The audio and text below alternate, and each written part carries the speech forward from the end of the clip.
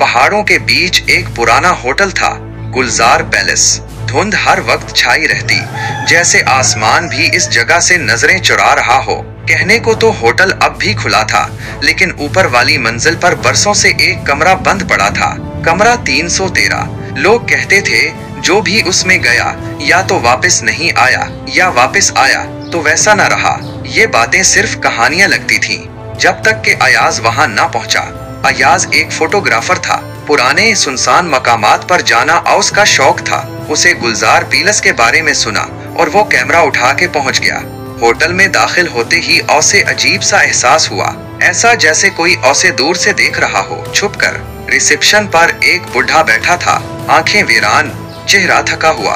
अयाज ने कहा, मुझे कमरा 313 चाहिए। बूढ़े ने आंखें उठाई, पहले कुछ नहीं बोला, फिर धीरे से कहा, वो कमरा बंद है और बंद ही रहना चाहिए। अयाज ने हंसते हुए कहा, मैं डरने वालों में से नहीं, एक रात गुजारनी है बस। बूढ़ा खामोश हो गया, फिर मेज के नीचे से एक जंग आलूद चाबी निकाली और थरथराते हाथों से अयाज के हाथ में रख दी। अयाज कमरे के दरवाजे पर पहुंचा। जैसे ही चाबी ताले में घुमाई, दरवाजा खुद ब खुद चरचराता हुआ खुल गया। अंदर अंधेरा था, ठंडक अजीब सी। अयाज ने कदम रखा और पीछे दरवाजा खुद बंद हो गया। कमरे में एक बेड था, एक पुराना आईना और खिड़की जिससे बाहर धुंध दिखाई दे रही थी। अयाज ने कैमरा निकाला और तस्वीरें लेना शुरू की। कमरे के हर कोने की तस्वीरें खींचे, लेकिन जब कैमरे की स्क्रीन पर देखा, हर तस्वीर में एक धुंधली औरत की शक्ल नजर आई। पहली तस्वीर में वो दरवाजे के पास थी, दूसरी में बेड के करीब, तीसरी में अयाज के बिल्कुल पीछे। अयाज ने पलट कर देखा, कोई नहीं था। दिल की धड़कन तेज हुई। इसी लम्हे बेड के नीचे कुछ चमका। झुककर देखा तो एक पुरानी नोटबुक मिली, उस पर गिर्द जमी हुई थी। अयाज ने उसे खोला और एक सफ़े पर लिखा था, मेरा नाम जहरा है, मैं 1972 में यहाँ आई थी। मेरे शौहर ने मुझे उसी कमरे में मार डाला। मेरी लाश खिड़की के नीचे दफन है। मैं यहाँ हूँ और मुझे नींद नहीं आती। अयाज के हाथ कांपने लगे। वो नोटबुक फेंक कर दरवाजे की तरफ भागा। दरवाजा बंद। खिड़की खोलने की कोशिश की, बंद।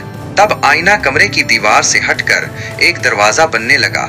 आईने के अंदर धुंध थी और धुंध में जहरा खड़ी थी। भीगे बाल, सफेद लिबास और आंखों से खून बह रहा था। जहरा की आवाज आई, तुम भी आए हो, तुम भी रहोगे, तुम्हें भी नींद नहीं आएगी।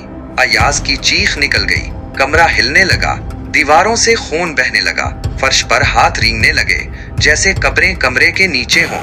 जहरा बेड पर चढ़ी और उसका चेहरा झलसा हुआ, आंखें अंधेरी, आवाज गूंजती हुई, अकेला रहते रहते थक गई हूँ, अब तुम भी मेरे साथ रहोगे हमेशा के लिए।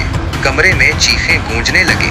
अयाज की चीख, जहरा की हंसी, आईने का शोर और फिर मुकम्मल खामोशी। सुबह होटल के मुलाजिम ने दरवाजे पर दस्तक दी, कोई जवाब नहीं आया। जब अंदर गए, कमरा खाली था। बेड के पास जमीन पर एक तस्वीर रखी थी। तस्वीर में अयाज बैठा था जहरा के साथ। दोनों हंस रहे थे, मगर अयाज की आंखें स्याह थीं, खाली। कमरा 313 दोबारा बंद कर दिया गया और अब जो चाबी देखता है, कहता है, इस पर अयाज का नाम लिखा है।